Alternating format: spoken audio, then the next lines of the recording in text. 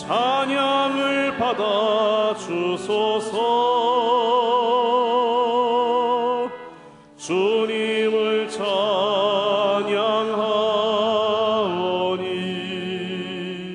주님을 경배하오니 왕이신 예수여 오셔서 좌정하사 다스리소서.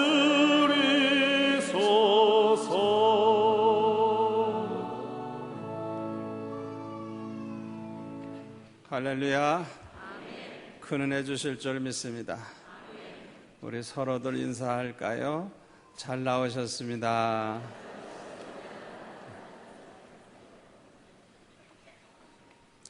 얼마 전에 KBS TV 방송국에서 당신만을 사랑해라고 하는 제목으로 인간극장 프로를 5부로 방영을 한 것을 여러분들도 보셨는지 모르겠습니다. 97세 난 할아버지와 94세 된 할머니가 71년 동안 결혼 생활을 하면서 지금도 길을 걸어가면 손을 붙잡고 그렇게 길을 가는, 너무나도 서로 사랑하는 그런 아름다운 부부의 모습을 보고 아주 감동을 받았습니다. 어떻게 저렇게 행복하게 참 살 수 있을까? 그분들 나름대로의 아마 비밀이 있겠습니다만은 한 가지 아쉬운 게 있어요. 그게 뭐냐 하면 예수 믿었더라면 얼마나 좋았을까. 이제 천국 갈 때가 다 됐는데 예수님을 믿지 않는 그 부부의 그 행복하면서도 뭔가 아쉬운 모습을 참 보고, 저분에게 누가 전도를 하면 좋겠다, 그런 생각을 해 보았습니다.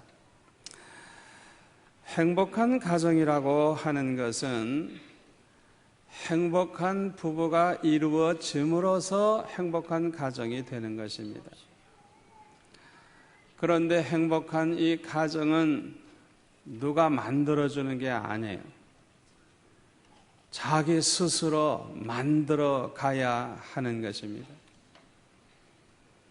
우리 예수 믿는 사람들은 행복한 가정을 이루면서 살기에 너무 유리한 그런 처지에 있습니다. 우리가 어떻게 행복한 가정을 이룰 수가 있느냐? 첫째는 하나님의 말씀대로 살면 됩니다. 그리고 두 번째로는 하나님의 은혜를 받으면 그 부부는 분명히 행복한 가정을 이룰 줄 믿습니다.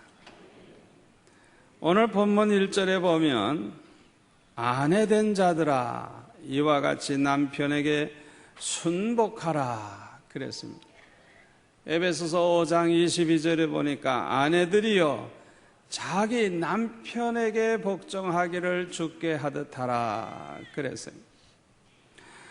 이것은 가장 지키기 어려운 것이고 매우 힘든 것입니다. 그러나 이것을 지키는 것은 가장 중요한 것입니다. 왜냐하면 이것은 하나님의 명령이기 때문에 그래요. 두 번째 이유는 이것을 지킴으로써 행복한 가정이 되기 때문인 것입니다. 그러므로 아내가 된 사람들은 아무리 힘들고 어려워도 이 하나님의 말씀 그대로 순종해서 남편에게 순복하고 남편에게 복종하기를 주님께 하듯이 해야 되는 것입니다. 이 아내들에게 자기 남편에게 순복하라고 하나님께서 말씀하신 것은 에베소서 5장 23절에 보면 남편이 아내의 머리이기 때문이라 그랬어요. 그리고 디모데전서 2장 11절 이하에 보면 또 이렇게 말씀하고 있습니다. 여자는 1절 순종함으로 종령이 배우라. 여자의 가르치는 것과 남자를 주관하는 것을 허락지 아니하느니 오직 종려할지니라. 이는 아담이 먼저 지음을 받고 이와가 그 후며 아담이 꾀임을 보지 아니하고 여자가 꾀임을 보아 죄에 빠졌음이니라. 그러나 여자들이 만일 정절로서 믿음과 사랑과 거룩함에 거하면 그 해산함으로 구원을 얻으리라. 그랬어요.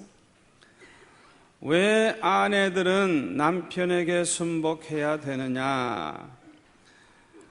하나님께서 아담을 먼저 만드셨고 그 다음에 하와를 만들었기 때문에, 또 하나는 뱀의 꾀임을 받아서 선악과를 따먹는 죄를 범함으로 인류를 불행하고 저주받게 만든 것은 남자가 아니고 여자가 그렇게 뱀의 꾀임을 받고 범죄했기 때문에, 그러므로 하나님께서는 여자들은 남편에게 순복하라고 그렇게 하나님께서 말씀하신 것입니다. 이것은 가정의 질서를 위해서 하나님이 정하신 것입니다.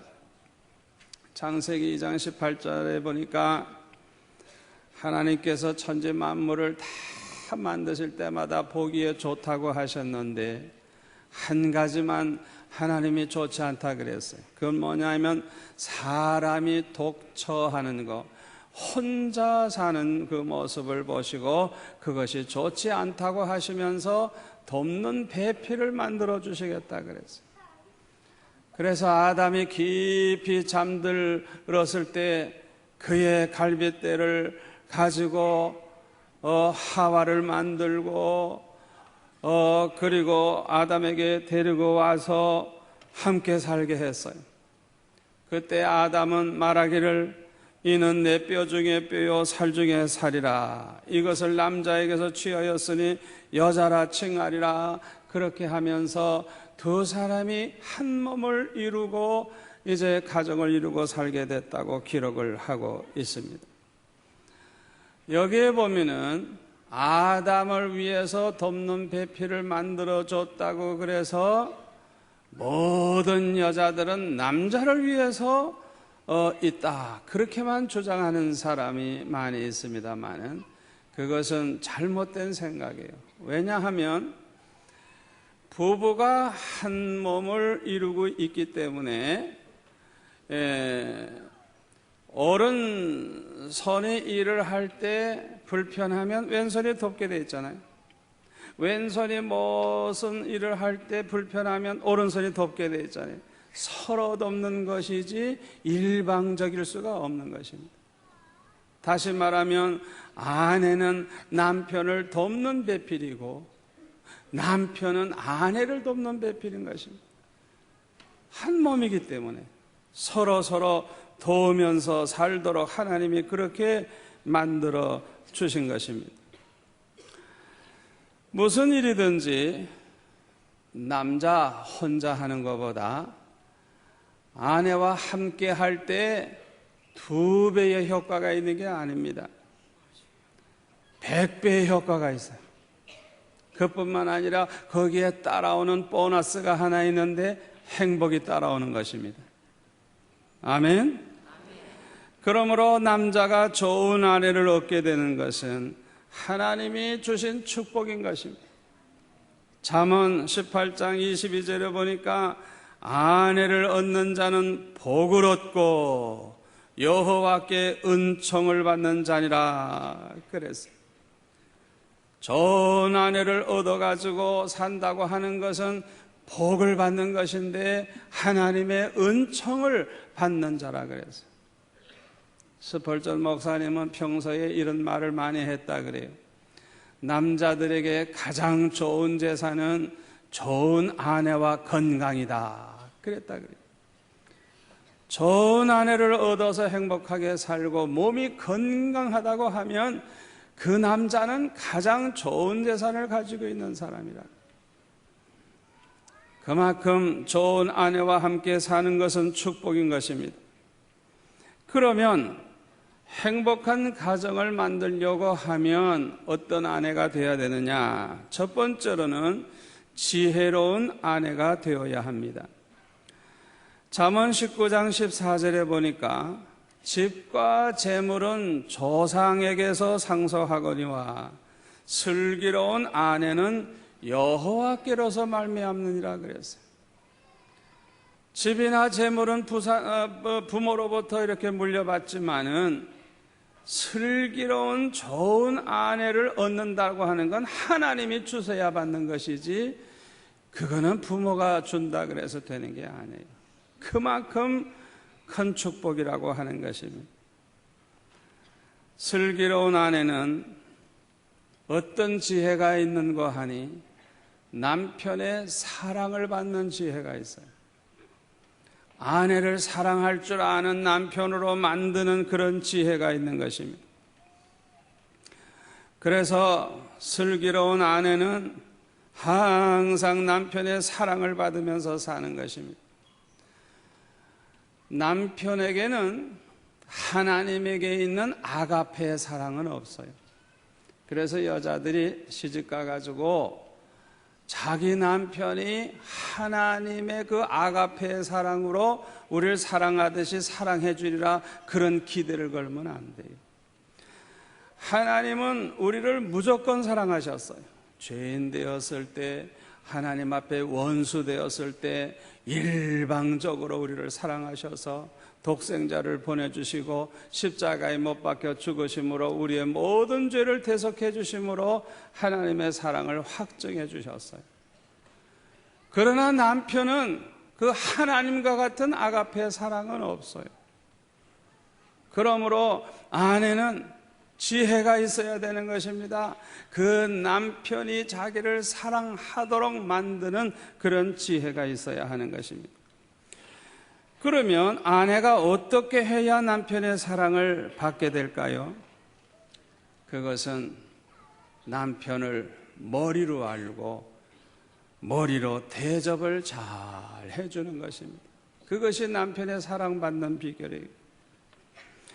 그러기 위해서는 남편에게 겸손해야 되고 남편에게 예의를 잘 지켜야 되는 것입니다. 지혜로운 아내는 남편의 사랑을 받는 지혜가 있는데 자기 남편 앞에서는 언제나 겸손해요. 아무리 박사학위가 10개나 있고 아무리 똑똑한 여자라고 그래도, 세상에서는 뭐 굉장하다고 해도 남편의 사랑받고 싶으면 남편 앞에서는 언제나 겸손해야 돼요. 남편보다 아는 게 10배나 많아도 여보 나는 잘 몰라요, 그래야 돼요. 남편보다 뭐 10배나 더 잘해도 남편 앞에서는 여보 나는 잘 못해요, 당신이 도와주면 못 살아요. 그런 여자들이 남편의 사랑받고 행복하게 살아요. 그런데 어리석은 여자들은요, 자기 남편보다 더 잘한다고 큰 소리 치고요, 남편보다 더 잘한다고, 더 많이 안다고 큰 소리를 쳐가지고 고생을 많이 합니다. 여자들이 잘났다 그러면요, 남자들은요 안 입고 와서 눈 뜨고 못 봐요. 너 혼자 시큰 해 먹어라.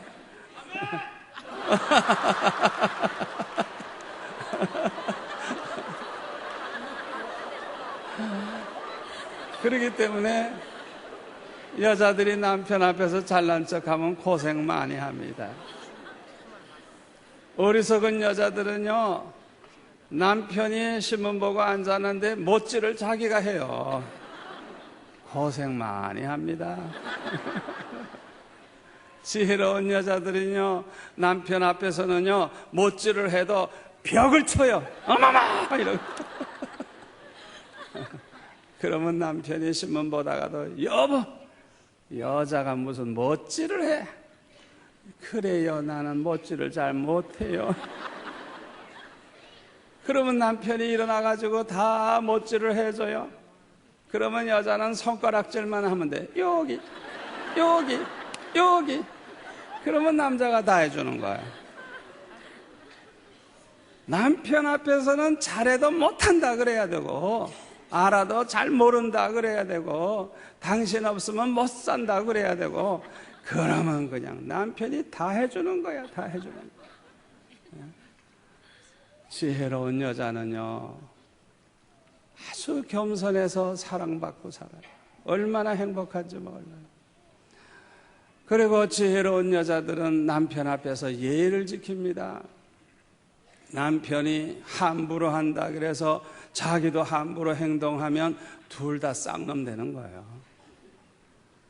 남편이 반말해도 존댓말을 쓰고, 함부로 하려고 그래도 예의를 잘 지키고, 그렇게 남편 앞에서 조심조심해서 행동을 하면 그 가정은 자식이 봐도 훌륭한 부모고, 다른 사람이 봐도 저 부부는 참 뭔가 수준이 다르다. 그렇게 살다가 보면 부부가 특별히 평생 대접받는 행복한 부부가 되는 것입니다. 오늘 본문 베드로전서 3장 5절 6절에 보면 이렇게 말씀하고 있습니다. 전에 하나님께 소망을 두었던 거룩한 부녀들도 이와 같이 자기 남편에게 순복함으로 자기를 단장하였나니 사라가 아브라함을 주라칭하여 복종한 것 같이 그랬어요. 사라는 자기 남편 아브라함을 부를 때 주여 그랬다는 거예요. 하나님같이 여기고 주여 그랬다는 거예요. 네 남편에게 복종하기를 주께 하듯 하라 하신 말씀 그대로 자기 남편을 하나님처럼 알고 그렇게 남편에게 순복을 했다고 하는 것입니다. 유태인 어머니가 결혼을 앞둔 딸에게 이런 편지를 보낸다 그럽니다. 사랑하는 딸아, 네가 남편을 왕처럼 섬긴다면 너는 여왕이 될 것이다. 만약 남편을 돈이나 벌어오는 하인으로 여긴다면 너도 하녀가 될 뿐이다. 네가 지나친 자존심과 고집으로 남편을 무시하면 그는 폭력으로 너를 다스릴 것이다. 만일 남편의 친구나 친척이 방문하거든 밝은 표정으로 정성껏 대접하라. 그러면 남편이 너를 소중한 보석으로 여길 것이다. 항상 가정에 마음을 두고 남편을 공경하라. 그래하면 그가 내 머리에 영광의 관을 씌워줄 것이다. 그래서 결혼을 앞둔 딸이 있다고 하면 여러분들도 꼭 이 얘기를 들려주신다고 하면 그 딸이 정말 남편 사랑받고 행복하게 살 것입니다. 특히 슬기로운 아내는 말의 지혜가 있어요. 슬기로운 아내는 말로 남편을 즐겁게 해줍니다. 말로 남편을 세워줍니다. 남편의 길을 살려줍니다. 남편을 행복하게 해줘요. 이 말이라고 하는 게 얼마나 중요한지 몰라요. 미국의 루즈벨트 대통령의 부인은 엘레나는 아주 재치 있는 말로서 남편에게 항상 용기를 주고 남편을 잘 받들어 섬겼다고 합니다. 이 엘레나는 10살 때 고아가 돼가지고 20살 때 시집가서 6남매를 낳았대요. 그런데 그 자녀들 중에 제일 사랑하는 자녀가 죽었어요, 갑자기. 그래서 슬픔에 잠겨 있을 때 이 엘레나는 남편에게 이런 말을 했다고 합니다. 여보, 아직도 우리가 사랑할 아이들이 5이나 남았잖아요. 이런 말로 위로를 해줬다 그래요. 루즈벨트 대통령이 관절염으로 이제 휠체어를 의지하지 아니할 수 없게 됐을 때 그때에도 엘레나는 항상 웃음을 잃지 아니하고 남편을 격려해주고 용기를 불어넣어줬다고 합니다. 한 번은 루즈벨트가 아내에게 말하기를 지금도 나를 사랑하오 하고 질문을 했을 때 엘레나는 이렇게 재치있게 대답을 했다고 합니다. 내가 당신의 다리만 사랑했나요? 얼마나 지혜롭습니까? 그래서 항상 가정을 밝게 하고 남편에게 용기를 줘서 미국 대통령을 3번이나 연거푸했어요. 얼마나 훌륭한 대통령이 됐는지 모릅니다. 남자들이 아내들로부터 듣고 싶은 말이 있습니다. 그런 말을 잘 골라서 하는 지혜가 있어야 돼요. 예를 들어 볼까요? 여보, 당신만 생각하면 든든해요. 여보, 아이들이 뭐라고 한 줄 아세요? 세상에서 아빠를 제일 존경한대요. 내가 당신을 안 만났으면 어떻게 되었겠어요? 지금 생각해도 아찔해요.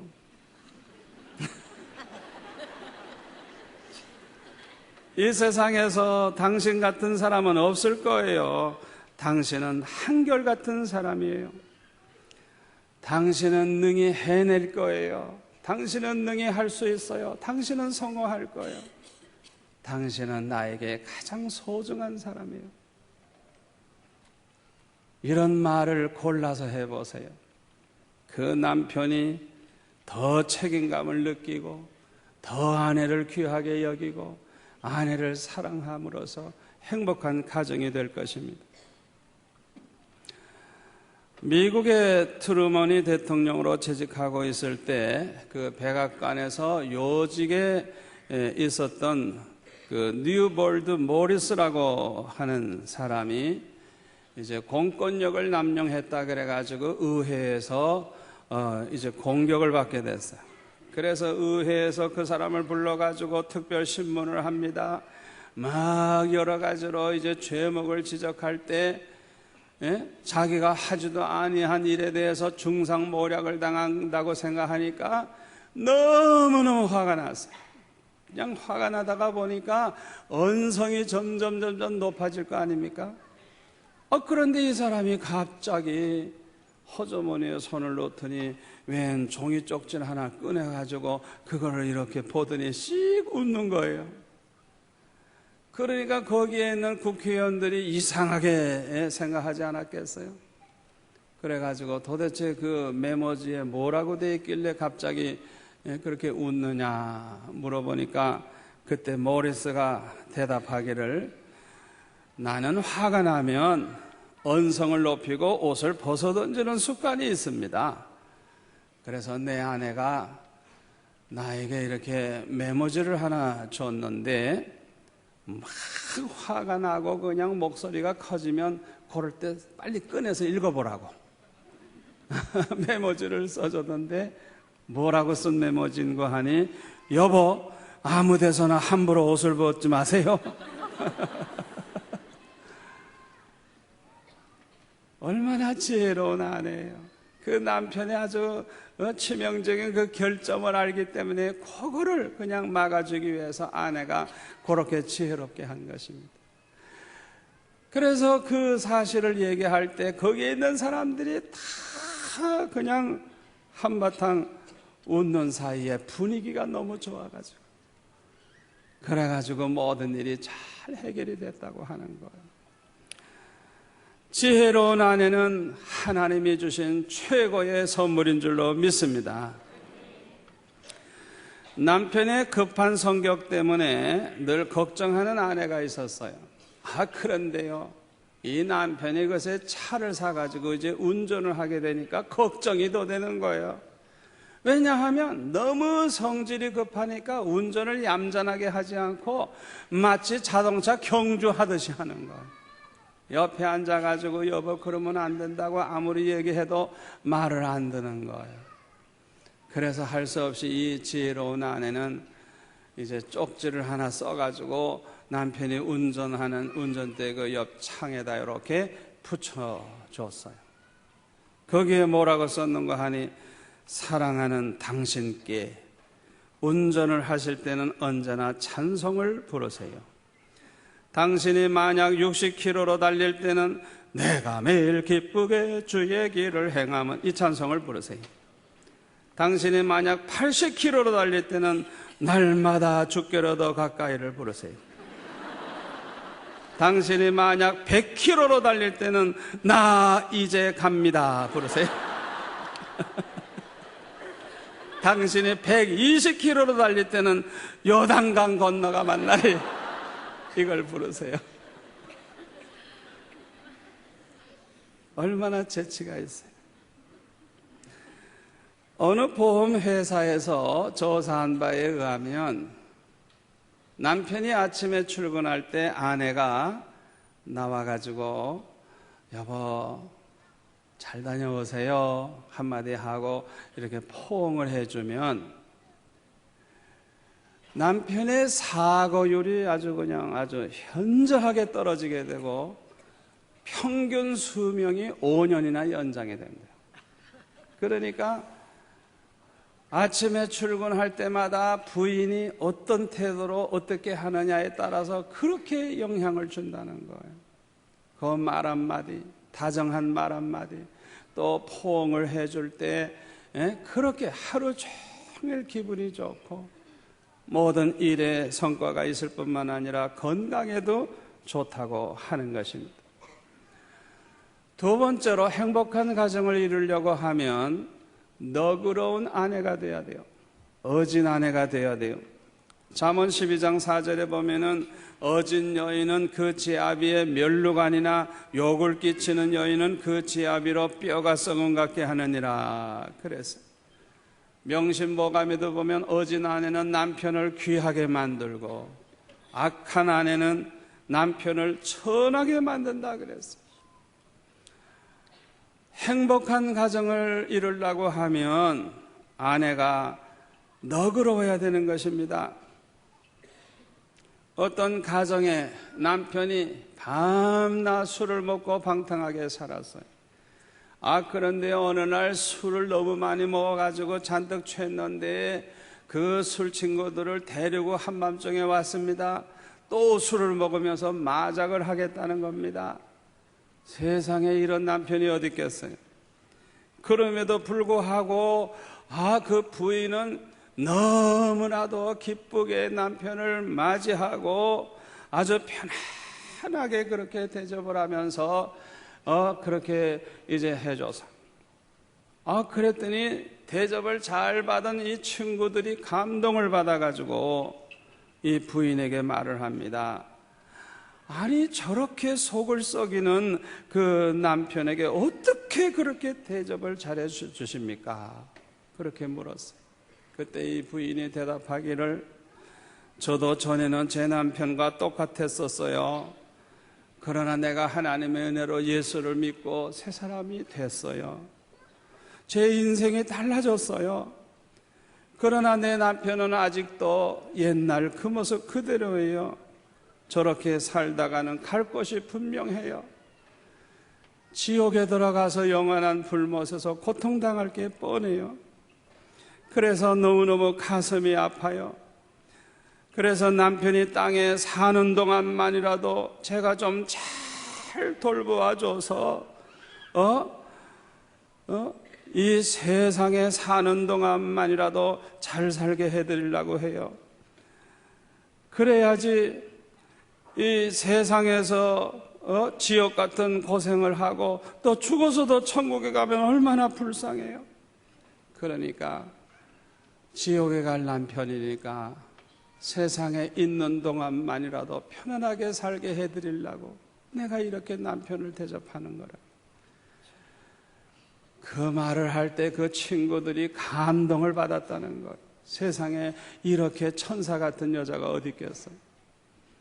그런데 그 친구들만 감동받은 게 아니고 그 남편도 감동받고 예수 믿어가지고 지금은 장로가 됐다 그래요.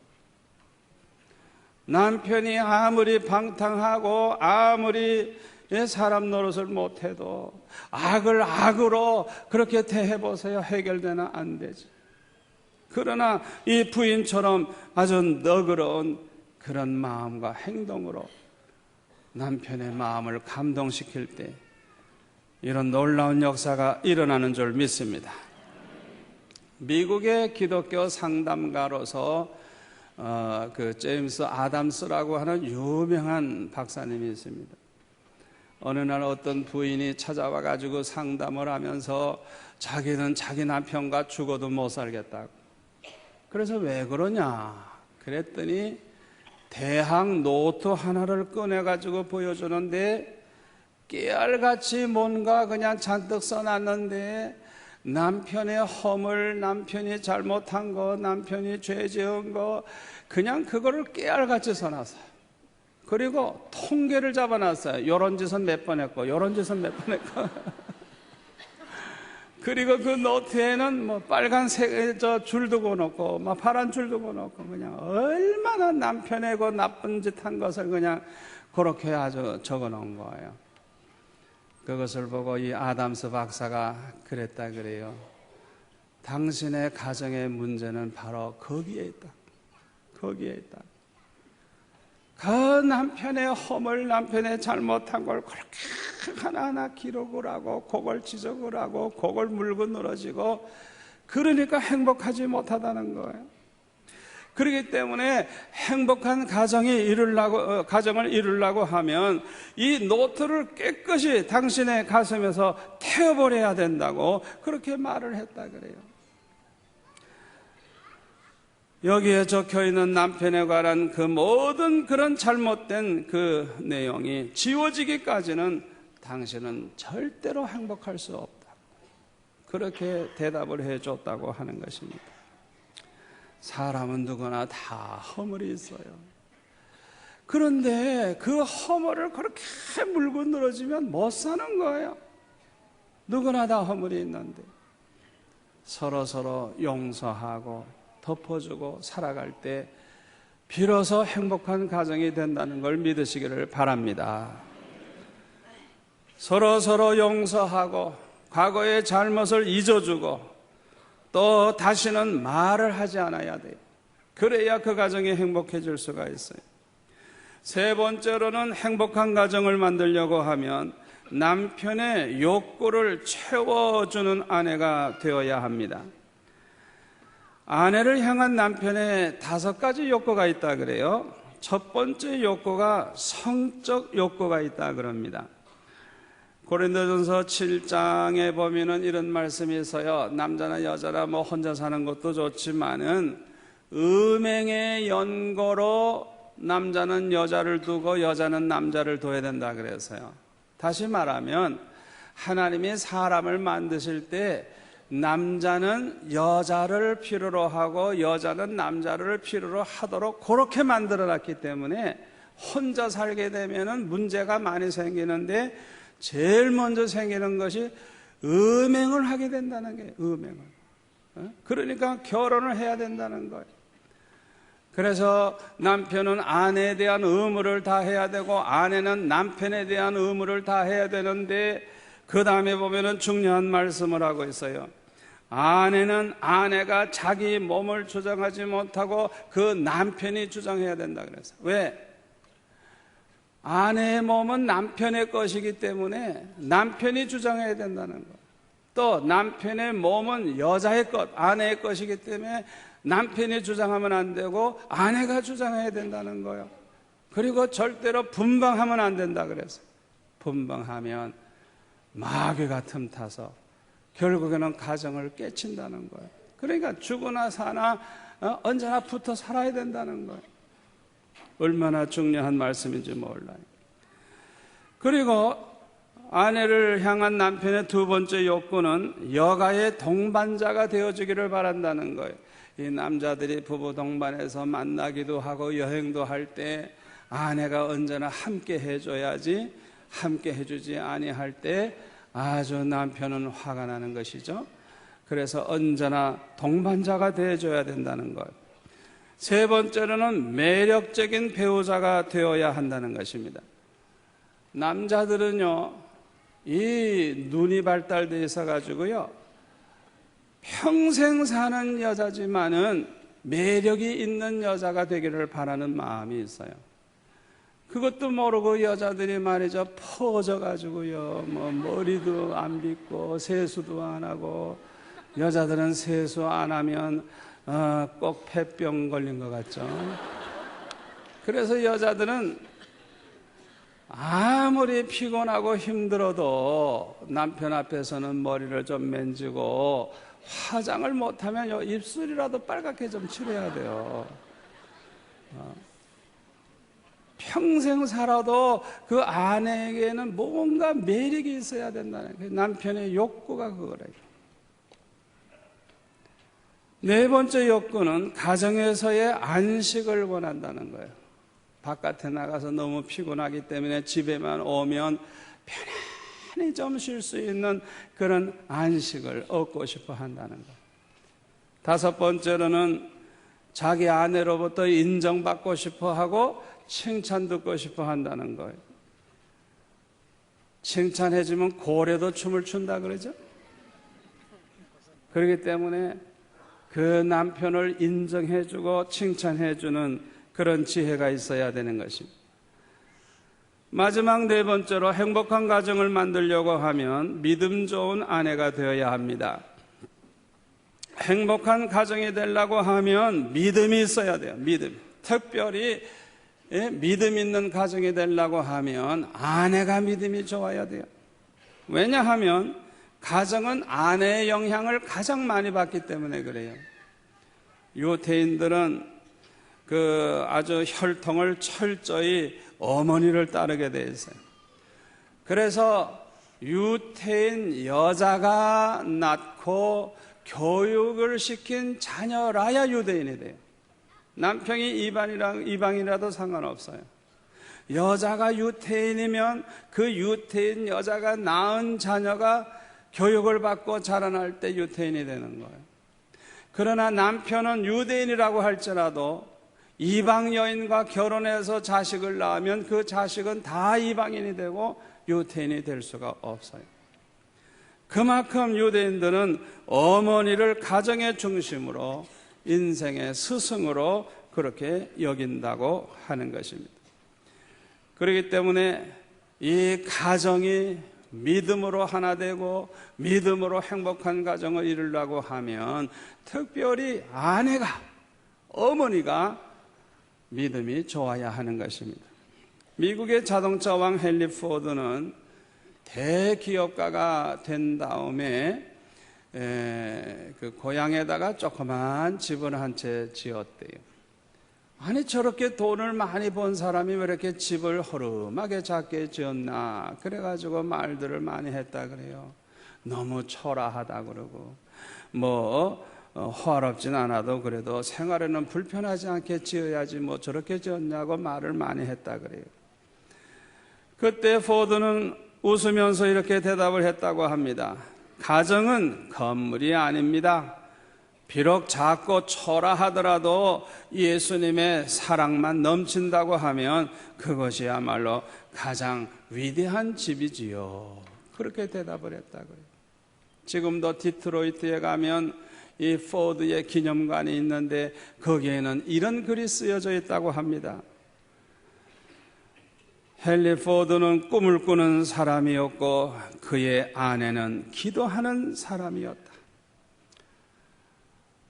이 포드는 꿈을 꾼 사람이지만 꿈이 있는 사람이죠. 아내는 기도하는 사람이었다. 이 아내가 신앙이 그렇게 좋고 항상 기도로 가정을 지키고 남편을 내조했던 것입니다. 특별히 안 믿는 남편을 구원해야만 행복한 가정이 됩니다. 오늘 본문 1절부터 보면 이렇게 말씀하고 있죠. 아내된 자들아 이와 같이 자기 남편에게 순복하라. 이는 혹 도를 순종치 않는 자, 다시 말하면 하나님 말씀대로 살지 않는 남편이라도 말로 말미암지 않고 그 아내의 행위로 말미암아 구원을 얻게 하려 함이니 너희의 두려워하며 정결한 행위를 봄이라. 그래서요, 도를 순종치 않는 남편이라도 그 남편에게 순복하라는 거예요. 말로 말미암지 않고 그 아내의 행위로 말미암아 구원을 얻게 하기 위해서, 다시 말하면 그 행위를 보고 감동받아서 예수 믿고 구원 얻게 하라는 것이죠. 2절에 보면 너희의 두려워하며, 이 말은 하나님을 경외하듯이 남편을 경외하는, 남편을 하나님처럼 아는 그 태도를 가리키는, 그 다음에 여기 정결한 행위, 아주 경건한 여인의 그 정결한 삶의 그 모습을 보여주어서 감동받고 예수 믿어 구원받게 하라는 것이죠. 자기 남편을 하나님처럼 알고 받들고 이 더러운 세상에서도 깨끗하게 거룩하게 살고, 이런 모습을 보여준다고 하면 돌 같은 마음을 가진 남편이라도 녹아질 줄로 믿습니다. 3절에 보면 화려한 그런 외모를 하는 것보다는 4절에 마음 단장을 잘 하라 그랬어요. 마음이 온유하고 평안하고 아름다운 것이 하나님 앞에 값진 것이라 그랬어요. 우리 예수 믿는 성도들이 이러한 태도로 살아간다고 하면 남편이 지금은 예수 안 믿고 방탕하다고 할지라도 분명히 밖에 나가면 아내 자랑을 하고 자기 아내를 귀한 줄 알 것입니다. 왜냐하면 요새 세상 여자들이 얼마나 죄를 많이 범합니까? 그런데 자기 아내가 남편에 대해서도 태도가 너무너무 아름답고 또 거룩하게 깨끗하게 살아줄 때 자기 아내를 보통 분으로 보지 않을 거예요. 대개 그런 남편은요, 반드시 예수 믿고 돌아옵니다. 우리 교회도 보면은 옛날에는 남편이 예수 안 믿었는데 이제는 다 예수 믿고 돌아와서 함께 봉사하는 것을 볼 때 얼마나 보기가 좋은지 몰라요. 오늘 주신 말씀대로 저와 여러분들이 행한다고 하면 반드시 행복한 가정이 될 줄로 믿습니다. 다음 주에는 남편들아 하는 제목으로 말씀을 드릴 것입니다. 기도하겠습니다. 아버지 하나님 감사합니다. 오늘 주신 말씀이 축복이 될 줄로 믿습니다. 듣는 자만 되지 말고 행하는 자가 되게 하여 주셔서 행복한 가정을 이루게 하옵소서. 예수님의 이름으로 기도하옵나이다. 아멘.